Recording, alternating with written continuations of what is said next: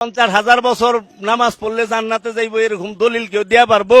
বাবা শাহালি যদি আমাকে জাহান্নামে নেয়, আমরা জাহান্নামেই যাবো। আপনারা আল্লাহর গোলামি করে জান্নাতে যান, আমরা যাবো না, আমরা শাহালির লগে থাকুম। যারা আল্লাহর গোলামি করে এরা যায় দেখেন গা মানুষের কাছে বাসে টাকা চায়। নামাজি জান্নাতে যাইবো না, পবিত্র নব জান্নাতে যাইবো। আমরা উসিলা ছাড়া কোনো কিছু বিশ্বাস করি না। আমরা চামু বাবা শাহালির কাছে, শাহালি আমাকে উসিলা, বাবা শাহালি আমাকে উসিলা। বাবা শাহালি যদি আমাকে জাহান্নামে নেয়, আমরা জাহান্নামেই যাবো। তুমি যেও না কোনো মাজারে, তুমি ঠেকিও না কোনো মাজারে মাথা, তুমি বাঁধিও না কোনো তাবিজ। কোরআনের নামে ওযু ছাড়া কোরআনকে তুমি এখানে ঝুলাইও না। তুমি মহিলাদের মাসিক অবস্থায় কোরআনকে ঝুলাইও না।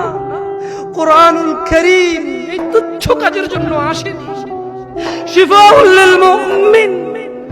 তুমি একটু বুদ্ধিমান হও, নাপা তুমি খাও, গলায় নাও না। কোরআন তুমি পড়ো না, গলায় নাও। তুমি একটু বুদ্ধিমান হও, তুমি একটু বুদ্ধিমান হও মুমিন।